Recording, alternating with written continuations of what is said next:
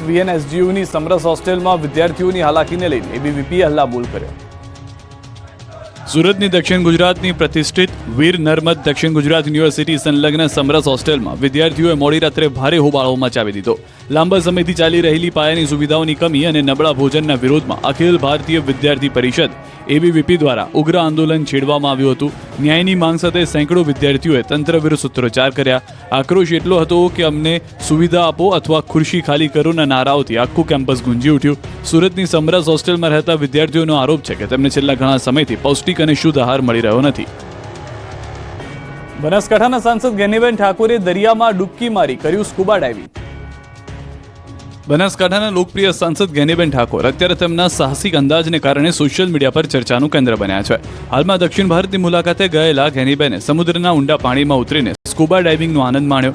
સામાન્ય રીતે સાડીમાં અને લોકપ્રિય નેતા તરીકે દેખાતા ગેનીબેન ડાઇવિંગ સૂટ પહેરીને મહાસાગરના તળિયે પહોંચ્યા હતા, જ્યાં તેમણે જળચર સૃષ્ટિ અને દરિયાઈ જીવોની નજીકથી નિહાળીને એક અનોખો અનુભવ મેળવ્યો હતો। તેઓ ભારત સરકારની એગ્રીકલ્ચર કમિટીના સભ્ય તરીકે દક્ષિણ ભારતના રાજ્યોની અભ્યાસ મુલાકાતે ગયા હતા। મુલાકાતનો મુખ્ય ઉદ્દેશ દક્ષિણ ભારતના રાજ્યોમાં ખેતી, પશુપાલન, ફૂડ પ્રોસેસિંગ અને મત્સ્ય ઉદ્યોગની કામગીરી તેમજ તેની સંભાવનાઓનું ઊંડાણપૂર્વક નિરીક્ષણ કરવાનો હતો। વિશ્વકર્મા નિર્માણ ફાઉન્ડેશન દ્વારા ઐતિહાસિક મહાસંમેલન યોજાયું। વસ્તી વધારો અને સંયુક્ત પરિવાર પર ભાર। મહેસાણામાં શ્રી વિશ્વકર્મા નિર્માણ ફાઉન્ડેશન દ્વારા એક ઐતિહાસિક મહાસંમેલનનું આયોજન કરવામાં આવ્યું। સંમેલનનો મુખ્ય ઉદ્દેશ પંચાલ સમાજમાં ઘટતી જતી વસ્તી સામે જાગૃતિ લાવવા અને સનાતન સંસ્કૃતિના પાયા સમાન સંયુક્ત પરિવાર પ્રથાને પ્રોત્સાહન આપવાનો હતો। આ કાર્યક્રમમાં સમગ્ર ગુજરાતમાંથી 5000થી વધુ સમાજ શ્રેષ્ઠીઓ અને પરિવારના ઉપસ્થિત રહ્યા લોકો। આ સંમેલનમાં જે પરિવારોને ત્યાં બીજા સંતાનનો જન્મ થયો હોય તે દરેક પરિવારને ₹25,000ના પુરસ્કાર અને પ્રશસ્તિ પત્ર આપી સન્માનિત કરવામાં આવ્યા। આ સાથે છેલ્લા 10 વર્ષથી વધુ સમયથી સંયુક્ત કુટુંબમાં હળીમળીને રહેતા સમાજની 180 જેટલી મહિલાઓનું વિશેષ સન્માન કરવામાં આવ્યું। આ કાર્યક્રમમાં પંચાલ સમાજની વસ્તી ઘટી રહી છે તેના પર ભાર મૂકવામાં આવ્યો હતો અને 2 બાળકો લાવવા માટે આહવાન કરવામાં આવ્યું હતું। ભારત પાકિસ્તાનની સરહદે કીર્તિદાન રાજભા ગઢવીએ ભજનની રમઝટ બોલાવી। બોલિવૂડના કલાકાર સોનુ સૂદ પણ ડોલ્યા।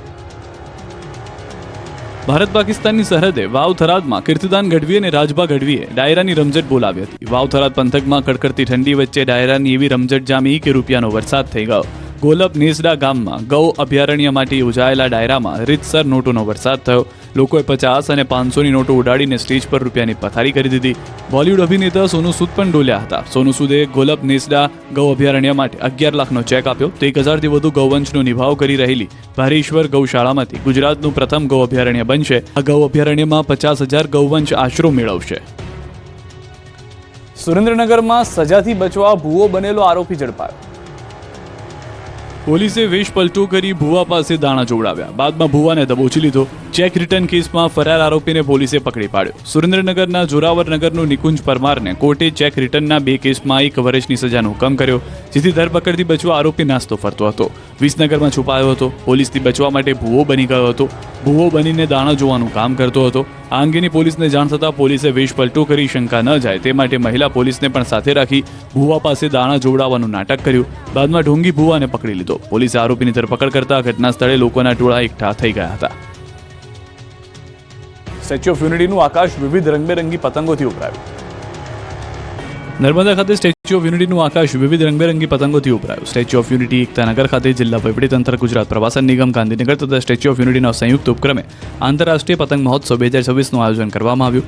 આંતરરાષ્ટ્રીય પતંગ મહોત્સવને નર્મદા જિલ્લાના પ્રભારી મંત્રી ઈશ્વર પટેલે ખુલ્લો મૂક્યો।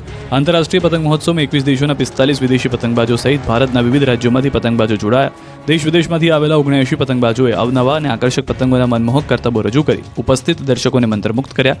રંગબેરંગી અને વિશાળ આકારના પતંગોએ આકાશને શોભાયમાન બનાવ્યું હતું અને પ્રવાસીઓ તથા સ્થાનિક નાગરિકોમાં વિશેષ ઉત્સાહ જોવા મળ્યો હતો। અમદાવાદના મેમકો બ્રિજ નજીક અંબિકા એસ્ટેટમાં લાકડાની ફેક્ટરીમાં આગ લાગી હોવાની જાણકારી। ઘટનામાં 2 લોકો ફસાયેલા અન્ય લોકોને બહાર કઢાયા હતા। લાકડાની ફેક્ટરીમાં આગ લાગતા સમગ્ર માલ બળીને ખાખ થઈ ગયો છે, સ્પષ્ટ જોઈ રહ્યા છો। પરંતુ આ દરમિયાન 2 લોકો ફસાઈ ગયા હતા। ફાયરની ટીમને જેવી જાણ થઈ, ફાયરની ટીમ તુરંત પહોંચી હતી અને તેઓએ બંને લોકોને સુરક્ષિત બહાર કાઢ્યા હતા। પંચમહાલમાં 5 માસના બાળકના અપહરણનો મામલો। બાળકને શોધવામાં પોલીસને સફળતા મળી છે। બાતમીના આધારે બાળક સાથે એક યુવક અને યુવતી ઝડપાયા છે। પોલીસે બાળકને શોધી માતાને પરત સોંપ્યું। પોતાને બાળક ન હોવાથી અપહરણ કરાયાનું તપાસમાં આવ્યું સામે। સીસીટીવી ફૂટેજ અને હ્યુમન સોર્સની મદદથી પોલીસને મળી સફળતા। પાવાગઢ બાયપાસ ફૂટપાથ પરથી બાળકનું થયું હતું અપહરણ। અજાણી મહિલાએ રાત્રિના સમયે કર્યું હતું અપહરણ. બાળકની માતાએ સમગ્ર મામલે કરી હતી પોલીસને જાણ. બનાસકાંઠાના ડીસામાં રબારી સમાજ બેઠકનું આયોજન કરાશે. શમશેરપુરા સ્થિત શૈક્ષણિક સંકુલમાં 25 જાન્યુઆરીના રોજ ધારાસભ્ય માવજી દેસાઈની હાજરીમાં સંમેલન યોજાશે. કુરિવાજો દૂર કરવા અને સામાજિક બંધારણ માટે બેઠકનું આયોજન કરાશે.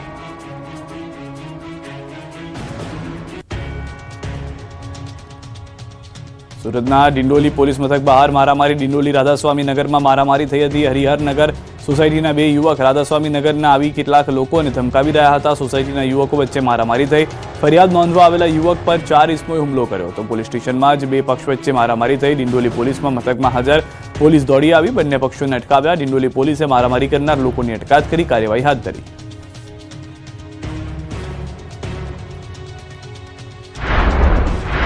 સાબરકાંઠાના હિંમતનગર નાગરિક સહકારી બેંકની ચૂંટણીમાં રસાકસીભર્યું વાતાવરણ જોવા મળ્યું. મતદાન મથકમાં બોગસ મતદાન થતું હોવાના આક્ષેપ સાથે ઉગ્ર રજૂઆત કરાઈ. ચૂંટણી અધિકારી સમક્ષ મતદાર અને ઉમેદવારો તેમજ એજન્ટો દ્વારા ઉગ્ર રજૂઆત કરાઈ. મામલો શાંત પડતા ફરી મતદાન શરૂ કરાયું. મોરબીના હળવદમાં તસ્કરો બેફામ બન્યા. મહર્ષિ ટાઉનશીપમાં ચોર ટોળકી ત્રાટકી હતી. મહર્ષિ ટાઉનશીપમાં અલગ અલગ મકાનોના સીસીટીવીમાં 3 શખ્સો કેદ થયા.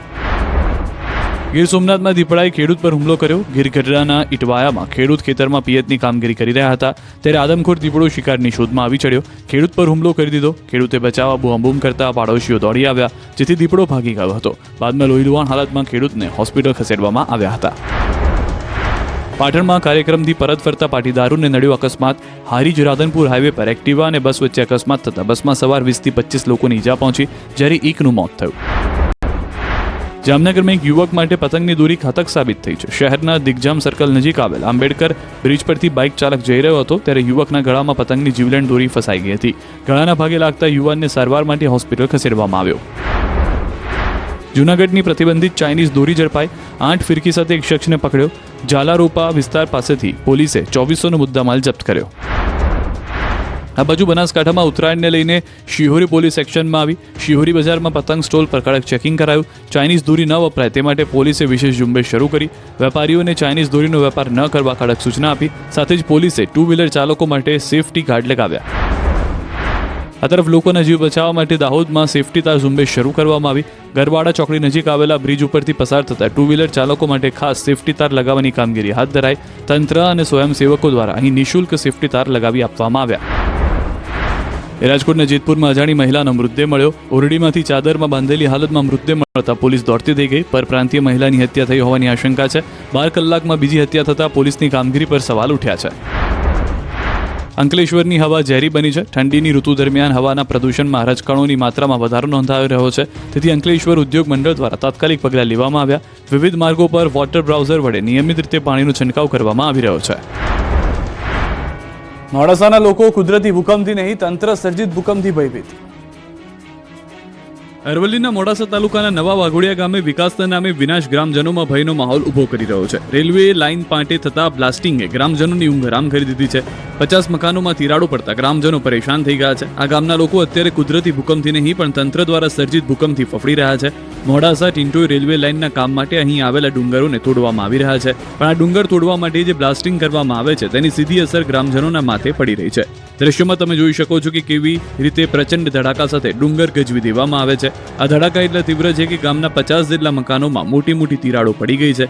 ગમે ત્યારે મકાન ધરાશાયી થશે તેવો ડર ગ્રામજનોને સતાવી રહ્યો છે. બાળકો પણ હવે શાળાએ જતા ગભરાઈ રહ્યા છે. સ્થાનિકોનો આક્રોશ અત્યારે 7મા આસમાને છે. કલેક્ટરથી લઈને રેલવે વિભાગ સુધી રજૂઆતોનો દોર ચાલ્યો છે પણ પરિણામ શૂન્ય છે. વિકાસ માટે રેલવે લાઇન જરૂરી છે પણ શું આ વિકાસ લોકોના જીવના જોખમે? શું તંત્ર કોઈ મોટી હોનારતની રાહ જોઈ રહ્યું છે? તેવા સવાલો અત્યારે ઉઠી રહ્યા છે. હવે જોવાનું એ રહે છે કે નવા વાઘોડિયાના ગ્રામજનોની આ પીડા તંત્રના કાને ક્યારે પહોંચે છે. શું આ બ્લાસ્ટિંગ અટકશે કે પછી ગ્રામજનોને ખરેખર હિજરત કરવા મજબૂર થવું પડશે? પોરબંદરમાં ઓપરેશન સાગર અંતર્ગત મોક ડ્રીલ કરાઈ. પોરબંદર સહિત ગુજરાતના દરિયાઈ વિસ્તારમાં ઓપરેશન સાગર સુરક્ષા કવચ ચાલી રહ્યું છે. સ્ટેટ અને સેન્ટ્રલની સુરક્ષા એજન્સીઓમાં તાલમેલ જળવાઈ રહે તે માટે વર્ષ દરમિયાન 2 વખત આ ઓપરેશન કરવામાં આવે છે. 2 દિવસ ચાલેલા ઓપરેશન સાગર સુરક્ષા કવચમાં Porbandar police, marine police, SOG તેમજ કોસ્ટગાર્ડ, નેવી સહિતના જવાનો જોડાયા હતા. સુરક્ષા એજન્સી દ્વારા સઘન સુરક્ષા વ્યવસ્થા ગોઠવી ચેકિંગ સહિત મોક ડ્રીલ પણ યોજવામાં આવી. આ ઓપરેશન અંતર્ગત સુરક્ષા એજન્સી દ્વારા પોરબંદરના બંદર તેમજ અસ્માવતી ઘાટ નજીકના મુખ્ય બારા સહિત પોરબંદર પાર્કમાં પ્રવેશ મેળવવાના મુખ્ય પોઈન્ટ પર ચેકિંગ કરવામાં આવ્યું. એક્સરસાઇઝ દરમિયાન પેટ્રોલિંગ અને માછીમારોની બોટો સહિતનું